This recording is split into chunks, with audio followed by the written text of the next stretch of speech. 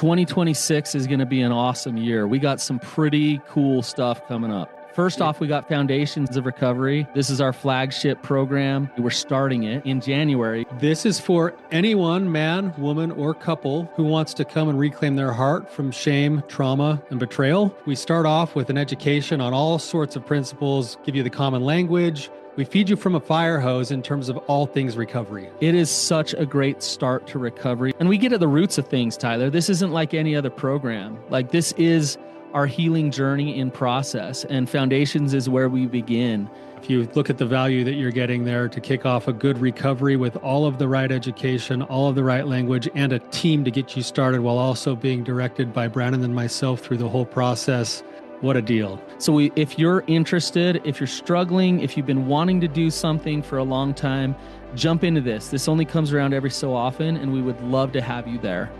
Click the link in the description to sign up for it. And to make it even sweeter, we're also including a raffle for a free pass to the Radiant Dawn retreat. Anyone who signs up for Foundations will be added to the raffle for that free Radiant Dawn pass. If you're a man and you sign up for Foundations, your name still gets entered, and you can give that pass away if you win it to any woman that you want to.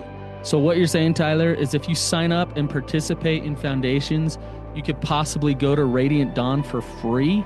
That's exactly what I'm saying, which is crazy because Foundations by itself is already an insane value. Man, I sound so salesy. But it actually is awesome. So come to Foundations. And even if you don't come to Foundations, sign up for Radiant Dawn.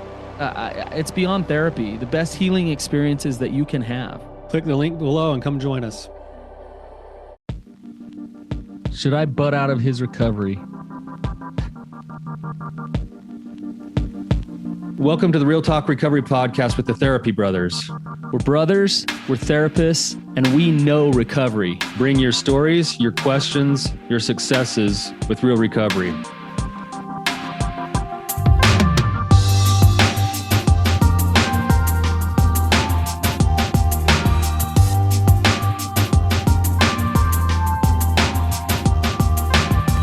Why are you laughing? Well, it's going to be an interesting topic today. Yes, it is. Yeah, this is a tricky one. Yeah. It's a tricky one. But anyways, how's it going? Going good, man. Well, that's good. We're about a month out from, just over a month away from my oldest is getting married. So holy cow. We're in the thick of all the wedding plans right now and all the stressors that don't really I'm need to going be to take stressors. I was going to say buckets, but I'm going to take a full tank to carry your tears. Because I know when I get up there, her getting married is just going to be like, you're going to be wailing, knowing you like, you would just be on the couch sobbing. I'll be there for you, brother. I'll have it in check. I've been working through it already. It's funny because Maddie's fiance, he like finds these songs that are like, they rip my heart out, like a son taking a daughter from his father, or I'm the one who like is going to be, I'll take good care of her, that kind of stuff. So every time he sends me a new song, I go through a new cycle of emotion. And so my grieving has been stretched out. So now the wedding will probably be pretty smooth. You got to send him back. You know that song, I Loved Her First? Yeah. Oh, yeah. That's a great loved one. her first. I held her first. I loved her first. Stealing Cinderella. All those Cinderella. Ones. Yeah. Yeah. You got to forward those on to me. I love sappy songs like that. Yeah. Well, you're not too far off. You're just a few years behind me. So. I know. I can't. I try not to even think about it. Yeah. It's crazy. Yeah. So, anyways, speaking of marriage and relationships and nice attempt at a segue, those type of things. That was a good one, man. Yeah, that was great. Well, let's get into it. Yeah. So should I butt out of his recovery? I did an episode where I talked about things that people don't like to hear.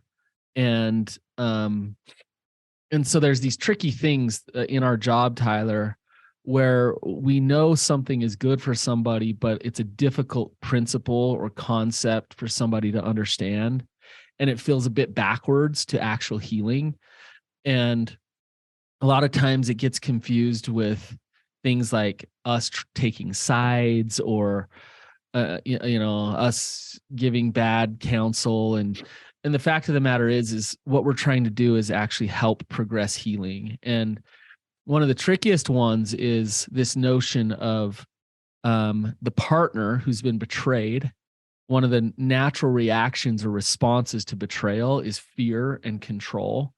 And one of the ways to assert that control is to get very involved with everything about your partner's sexuality and recovery. So, we see it, Tyler, in all kinds of ways. Anything from really toxic check-ins at night, to the spouse becoming the sponsor, the spouse dictating what their partner does for their recovery work, the spouse hovering over, keeping passwords to things, to watching what's going on online, looking at histories, looking at phone histories. Those type of things happen all the time. And then they come into therapy with us and we say, hey, it might be good for you to back off. It might be good for you to butt out. And that's a really hard thing to say, because we understand why they're doing it, but it's also a hard thing to hear. So what's your 2 cents? Yeah, well, Brandon, I think we maybe need to step back up a little bit and actually break down, at least to show that we're attempting to understand what's driving those behaviors before we tell them to stop those behaviors. And maybe we need to do that in this episode too a little bit. You said something along the lines of, when you get betrayed, of course, there's that fear, that trauma response that kicks in that leads to all of those things. There's also oftentimes other motivations too. And one of those other motivations is, I want to support him. Like, I want to, sure. Yes. I want to be involved. I want to show that I care. I want to be involved. That's true. I want to be the place that can be checked in with and stuff too. So there's a lot of different motivations. Either way, a lot of times it still comes down to it in the office that we say, for your sake, for his sake, and for the sake of the marriage, it would still be wise to be less involved with his recovery. You can say butt out. Yeah. Okay. To butt out. To butt out of his recovery. But Tyler, I think we really, and we don't have to do this right now, but we really need to dig into why it is actually good for the individuals and for the relationship for that separation to happen. It feels opposite, right? Because it's like, I don't know if this is the best analogy, but go out hiking in the summertime with my kids, and inevitably we always out in the desert, we stumble into like these red ant hills, and maybe you don't see one and you kick one open on accident or whatever. And what happens with the red ants? They go nuts. They start flooding in to try to like figure out what's wrong with what just happened to their world. And then they're hurrying and trying to repair it, and they're ready to go on the attack with whatever just attacked them. But then they're also instantly trying to rebuild stuff. And so I think in a certain sense, that's kind of what happens sometimes, where it seems counterintuitive to not jump in and go, we got to hurry and fix all of this stuff. Yeah. Right. It's a natural reaction and response. That is a natural reaction and a response. The challenge with that is that when one of the biggest things that happens with the betrayal is a lack of trust, right? There's a massive breach of trust. And if I act like the red ant in that moment, what I'm trying to do is I'm trying to find a way to get back to some semblance of safety, some semblance of, I'm trying to find that, but I'm never going to allow space for there to be real trust reestablished if I'm always in the way, making sure everything recovery-wise is happening, so to speak. I'm never going to be able to trust that my partner is choosing their dailies on their own, is choosing to go to therapy or group. You'll never know. You'll never know. Yeah, I'll never be able to trust that that's being sincere or genuine, because I've been in the driver's seat the whole time. And so what I'm wanting is to reestablish trust, and I'm never actually feeling like I can have trust. You're getting in the way. Because I'm actually not meaning to, with good intentions, standing in the way of the exact thing I'm trying to get. Yeah, it could be good intention, but it could just be fear. It could be, it could be that too. If I don't step in the driver's seat, I really feel like he's not going to be motivated to change. And so I'm going to stay here in this driver's seat because it's better than me finding out that he's really not motivated. Well, now you're speaking to another fear, Brandon. Yeah. And this goes along to the relationship part of it, which sounds counterintuitive. But if my fear is that he's not going to change, if that fear is true, why would you prolong the inevitable? Yeah. Easy to say. That's easy for you to say, Tyler. Right. But and I'm talking about this on the relationship side of things. Wouldn't we both want to be in a relationship with someone who's doing the right work to choose in on the relationship rather than holding on to a relationship that wasn't working? But to play, you're making a great point. To play devil's advocate here, but if I don't have control over them, and if they are weak, if they're not showing up like someone who's wanting to heal and change, I don't want to deal with the repercussions of my kids' pain, the lack of security in my life, having to move, having to divorce, having to change everything. So what I'm going to do is crack the whip, make sure he goes to his 12-step meetings, make sure he does this, make sure he does that. So all this other stuff doesn't fall apart. But Tyler, what kind of relationship are they living in and setting up with that system? Right. It's setting them up for the long term of a deeply No codependent trust. Relationship that doesn't have fear-based trust, and that is built off of power, control, and compulsion rather than trust and love and compassion. Whereas if you were to butt out, you actually give a chance for knowing the strength of your partner, letting them do their interdependent work. Or not. Or not. It's that analogy we give of the pond, right? When you're walking across the pond and checking every step if it's frozen or not, and you might fall through it, you might not. You're not safe if you check every single step whether that pond's frozen. And so what you need to do is you need to go sit on the shoreline. You need to know what creates a frozen pond. You need to feel the cold outside, recognize the elements, what's going on, sit on the shoreline and just watch and observe, pay attention, and just see like where they at. But let them be proactive in their own recovery to do their own work. And then you'll feel of their actual strength, or you'll feel of their actual ambivalence and lack of motivation and weakness in their recovery. Right. But easier said than done. To go along with what you were saying, Brandon, that takes internal work to get to a point where I can accept all the consequences you just listed out. That it would be better for me and my children and my life to invite a relationship that is interdependent rather than to live in a codependent relationship. Now, sometimes that takes a while to come to that conclusion. Right. Yeah. It's difficult. And that's where the individual recovery work comes in. But that's another point to this, Brandon, is that a lot of times this is, and it's natural for it to happen. But if I breach trust with my wife is of course going to look at the place where it fell apart, which is my breach of trust. And so she's going to be wanting to see if I'm going to try to step up and figure out how to repair that and try to take accountability and make some changes.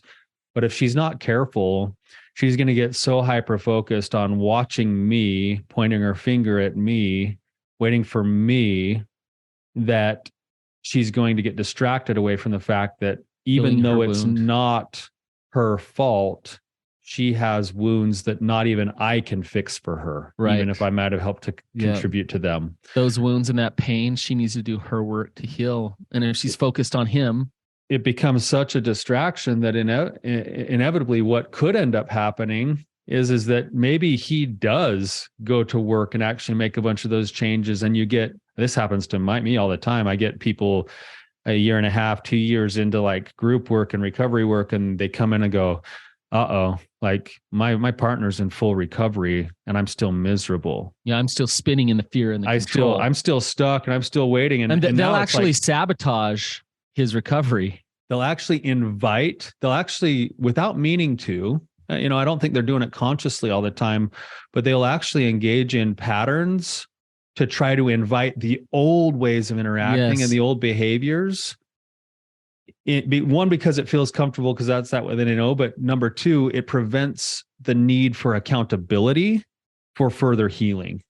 Yes. If I have a big, so I kind of picture it this way where, I went and I did this to myself, Brandon. I put a big target that's bigger than me, that's really easy. And every time, and because of what I did, all my mistakes and stuff, and every time something went wrong, my wife could just throw something right at the target and it would hit me and be like, yep, that's my fault. But as I do my recovery work, the target starts to shrink smaller and smaller and smaller. And there's less that I'm doing that's justified to say, yeah, Tyler, you're all at fault here. And as that target starts to shrink and I grow into my strength as a man, if my wife has to look within, if my wife doesn't do the work she needs to do her own healing, eventually she's throwing stuff at a target that there's nothing there to hit on. And then she's miserable. But she's trying to find proof that target's still really, really big, even when you're getting healthy. Yes, because that in some ways is a perceived sense exposes. Yeah, exactly. She's number one, she's looking to see if she's actually safe. That's a valid concern that she has. Sure. But number two, she's also using it to try to find the answer. We always talk about this with like the men that we work with, that their wife can't be the answer. In some ways, the same is true, that I cannot be the answer for my wife, even though some of what I did hurt her and I'm doing the best I can to fix it. I still am not the answer. Yep. Right. And so it becomes a distraction. And I think a lot of people spend a lot of time, a lot of emotional energy waiting for their partner to do the fixing, when in reality, they could use that time and energy as a resource towards their own healing. Well, and I talked about that on that episode where I was by myself of you're responsible for your own healing. And that's a hard thing to hear with betrayal, when it feels like somebody did this to me, they should make this right. But the fact of the matter is you're still responsible for your own healing. I want to back up, Tyler, and give you a few scenarios, just some like real case scenarios and examples and things that I've heard, and bounce them off of you. I'm sure you've heard these type of things too. So I get this one. You tell me to butt out of his recovery, but if I wasn't searching and I didn't search his history or pull up his phone or whatever, I would have never known. So I'm actually glad that I took a look, because that's when everything came out. And had I not done that, so now here you are telling me not to take a look. I don't know if I agree with that. So, what do you think about that? Yeah, well, I got a couple of thoughts on that, and then you can kind of share your feelings too, Brandon. The first one is that I don't think it's totally unhealthy if on occasion you have a gut feeling and you follow up on something and check something, right? Like that's different than what I think we're talking about here, where if I have a compulsion that I need to check my partner's phone all the time, or that I need to like drive by their work all the time, and it's cutting into my day-to-day life because I'm so fearful of that, that's what we're talking about, butting out of that. There's absolutely a difference between intuition and compulsion. Yeah. And intuition is, wow, my heart and my gut's telling me something, I'm going to take a look. Compulsion is, I'm in a lot of fear, and day in and day out, I live in that fear, and I have to check and I have to monitor and I have to control. Two very different things. Yeah, exactly. So with that, I mean, it's like, man, something felt really off. I was kind of prompted to just check his phone, and yeah, it was confirmed pretty quickly that my gut was right. Good for you for following your gut. Good for you. Now, what are you going to do about it as a result of what you've found? Because just finding it is one thing. Actually deciding course of action and what to do with it is another thing. Yep. So that's part of that, Brandon. And then the other part of that was kind of coming up to my mind is, this is something that I kind of look at as, I can follow my gut intuition without actually finding something on my partner's phone or for having the facts, right? If I feel something is off, even if I can't put my finger on what is off, I can still set my own boundaries, find ways to protect myself, and act accordingly, even without all that information. Yep. Right. So I always say, like, even if you don't know, you don't have to go spend your time and energy to chase it all down. Spend your time and energy creating the right safety and space for yourself based off of what your gut's saying. And maybe you're wrong. You might not know, but be honest with yourself and with others about how you feel. Exactly. Yeah. You know, so if my wife comes to me and says, "Hey, Tyler, like, man, something feels really off. And I'm worried that maybe you've acted out or that maybe you've got another partner somewhere." And I actually haven't acted out, and I don't have another partner. And I kind of reassure her of that. And I try to empathize with her. Right. She still is okay to go, okay, well, maybe it's not that, but something's off. And as a result, I'm going to be a little bit more emotionally distant, or I'm going to be a little bit off for a while. Or I need to try to figure out how to ground myself. And then I can go do that for myself too. And it's an invitation for me in my recovery to see if maybe I was extra stressed or something, or I was not being empathetic or whatever that was there. Yeah. That's an invitation, but that's my wife doing her work without needing to go and chase something down compulsively. Yep. That's good, Tyler. It's really good. Okay. Next scenario. Oh, you got one? Go ahead. Let me just bring one up with you, and then you can go with another one. But here's something that I run into, and I'd be interested to know. I got my own opinions on it, but people say your recovery is your recovery, their recovery is their recovery. Butt out and let everybody work their own recovery. Yeah. And then people say, well, but then, so we never communicate about each other's recovery. Oh yeah. I'm glad you bring this up. Does that make sense? So there's a big difference between communicating about recovery and setting up systems of control and babysitting and those type and codependent type recovery, if people know what I mean by that. When you start into recovery work, it's a huge part of your life, and it's a beautiful part of your life. And talking about recovery and what you're learning and how you're growing and what's going on with you, absolutely, there should be some connection there. But that connection is about actual connection. It's not about fear and control. So yeah, have dialogues about recovery, connect about recovery, but doing like, Tyler, the daily check-ins drive me nuts, because I try to tell people, have a check-in, but make sure it's about connecting to each other, empathizing with each other, understanding each other. Don't get together and have an accounting of every little tiny thing that you did, and it's a fear-based thing. So did I answer your question? Yeah, I think so. I kind of look at it this way, where we're both working on ourselves towards our own growth and healing. And because we're together, I want to, number one, be an open window to receive things from my partner, because that's part of who I want to be as a man. And I also want to be the kind of man who can share with my wife, and I think it can help build trust, the things that are going through me as I'm doing my work. So right. I am probably going to share, now this is tricky, I am going to share my new bottom lines with my partner, not so that she can manage, but so that she can know and see. I am going to come home and I'm going to say, hey, every time I go to a meeting or a group, or I'm reading a book or something, and I get a new piece of learning, I might want to just pass that through the window to my partner to say, oh, this thing really hit me in an interesting way, or, oh, this is a new commitment that I wanted to make based off of this information I learned today. Like, not so that my partner can then log that up and be like, okay, I'm going to hold him to that. Like, I'll make sure I check in with him tomorrow and make sure I hold him accountable, but more so that she can have in the back of her mind, oh, he's thinking and he's working and he might be making these changes. And if he is, that'll make me feel safer in the long run, but I'm not going to be the one that dictates it. Right.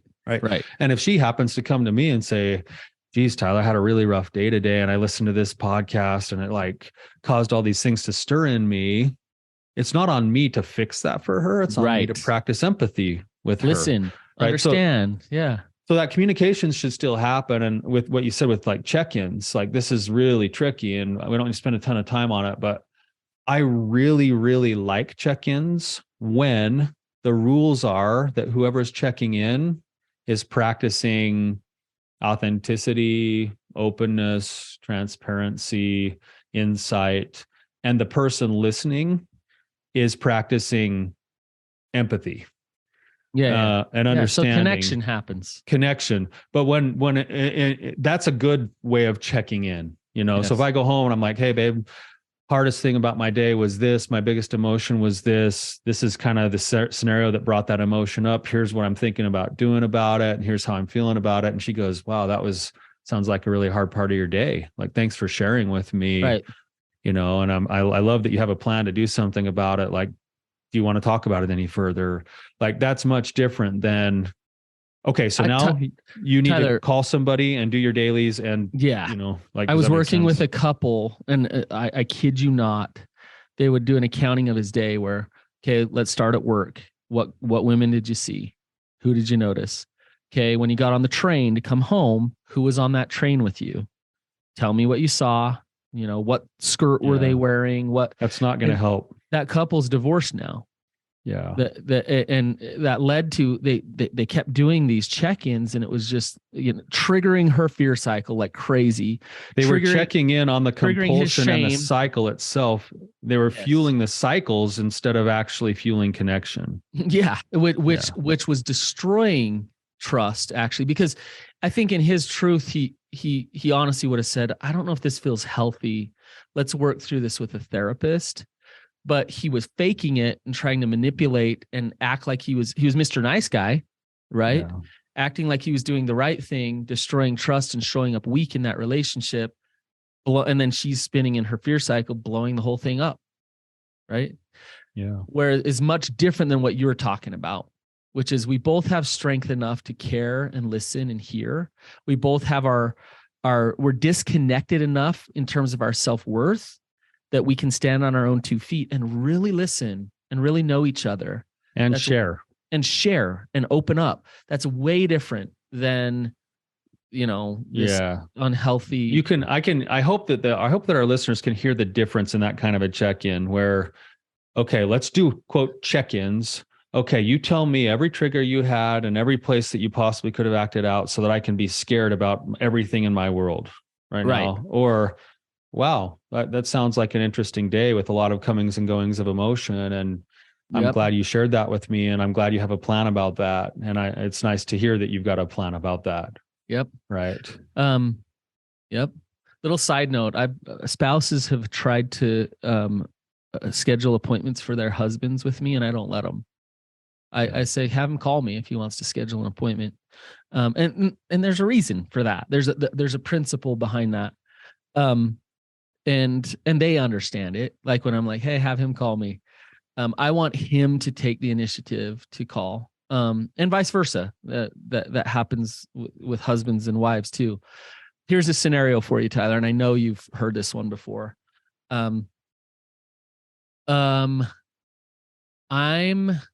I'm not, so this is the spouse who's been betrayed. I'm not going to go out of town because if I go out of town, he'll inevitably relapse. Or, yeah, I went out of town and what do you know? He relapsed all weekend long, because I wasn't around. You know what's funny about that one, Brandon? Like I've got two things. One is, I've got a woman in one of my groups right now where just barely started coming to group, and every week that she's come to group, her partner's relapse while she's at group. Good. And we just got done with the Radiant Dawn conference, and I would say that I personally know of at least 6 of those women who had their husbands have big relapses while they were at Radiant Dawn. Yeah. Right. When the cat's away, the mouse will play. Right. Yeah. So with that though, Brandon, what are they to do then? So, but right there, there's still a focus that's so heavily on the compulsion of stopping the acting out because they think that that's going to be the thing that provides the safety, that they don't realize that the choice of their partner to become a safe person is what they're looking for. Yes. Right. What they're really looking for is for a partner who's willing to take a look at themselves in the mirror and say, I can't continue to hurt people this way, and I need to do what's necessary to change my life. And so they target the acting out as the safety thing, when in reality, that's not the safety issue. Exactly. Where is his own recovery? Where is his own strength? He is doing it to look good for her. So all that is showing is when she goes away, if he falls apart, that his recovery, forget about sobriety altogether. His recovery is a bunch of bullshit. It's not real. It's fake. And so she gets that glimpse of that when that happens. And if she goes right back home and she says, okay, now the cat's back, I'm going to make sure nothing bad happens here, she's not going to feel safe. And this is where butting out gets really tricky, because what she needs to do is go home and butt out. She needs to go home and say, you know what? I'm not going to fix this for you. I'm not going to tell, but I'm going to be honest with you about my boundaries and about who I am and what I need and the respect and the trust that I need in my relationship. And this isn't an ultimatum or a manipulation. I'm just being honest that this like I need a partner with some strength. And so there's consequences for me. And I don't know exactly what that would look like for every individual. Yeah, but it's different for each individual, but the principles are what you're getting at. So in this case that I was sharing, like this woman finds out, one of the weeks during group, she didn't check her phone, but her husband texted and said, please come home. I'm like triggered right now. She didn't see it. She got home. He acted out. Right. Mm-hmm. She could so easily dip into this place of like, oh, I was such a bad wife. Why wasn't I there for him? Like maybe I should stay home. But it was so beautiful because what she did instead is she went home and she said, wow, like sounds like you were in a really rough place. I wasn't there for you. You needed to use your other skills. And as a result, that really does hurt me. And this is what I need to do for myself. Right. And she actually went and she took some space actually, because she didn't feel like she could be safe in that moment with him. And she didn't also feel like she was emotionally in a place to be like there to like piece him back together. And she left it with him still needing to do his own recovery work, his own picking up of the pieces. And she went instead and turned back to, in this case, to some of the ladies in her group and also to some self-care and some grounding. And it was like, for her, it was like an aha moment. The light started to go off. Oh, I am separate from my partner's addiction. She can't man up for him. And I know this sounds harsh, but that dude needs to man up. What I mean by that is, oh, wife, come home or else I can't. You know what? Like, set up your tools, set up your systems, work your recovery so that you can stand on your own 2 feet and not rely upon your wife to make sure that you're okay. Manage your sobriety. Yeah. And she can't do that for him. As much as they try, as much as couples try to set up these systems where she can never do that for him. Well, what's beautiful about her response this time is that she, number one, reinforces that she's not responsible for his acting out, which is hard for a lot of partners. So she's starting to separate herself and her identity and not being good enough from his addiction. At the same time, she's offering a gift to her partner to be able to step into doing his work instead of always being there to have done the work for him. No, she's inviting him to step up. And in the long run, she's inviting change to the marriage as well. Yes. In the long run. Right. So when we say to butt out, Tyler, it's tricky because I think sometimes partners just hear, oh, you're attacking me and you're telling me that I'm bad or that. And the truth is we're fighting for them. We're fighting for them to not get stuck in these cycles. We're fighting for them to invite a relationship built on actual strength and actual trust in that relationship. It's not about us saying, hey, let's protect your partner from, dealing with you. That's not what we're saying at all. Right. Yeah. And I think Brandon too, like the language you're using too, nobody likes to be told to butt out. Right. So you could change the language, but in essence, I think that's what a partner feels like is even when you change the language and say, hey, you need to like maybe give some space and allow his recovery to be his recovery, or, like what they hear is butt out. Right. And it feels, it sometimes can feel a little devaluing and a little invalidating. And that's not necessarily what you're trying to do either with that message. What you're trying to say is, hey, look, and this is, again, I'm bringing back to this is, each of us have a limited, finite resource of emotional energy, mental capacity. Let's put your emotional energy and mental capacity into the places that can best serve you for your overall goals effectively. And let's not use that energy in places that aren't likely to yield much of a return in the long run. Yep. Tyler, I was doing math with my daughter the other day, and she brought it home for homework. And she was struggling, and she gets really kind of amped up and anxious about it and frustrated. And I'm seeing it like she's doing one problem an hour and she has like 30 to do, you know? And finally I'm like, just like, yeah, okay. And I just start I start doing it for her. Right. And what do you know? We got done in like 10 minutes. Yeah. There's a big problem in that. Huge problem. Yeah. But in 10 minutes, it eased your pain for a moment, because it was so much easier. It was so much easier to just like, yeah, okay, I know. I get it done. Take care of it, not deal with the discomfort that she's struggling. But what would be the right thing for me to do?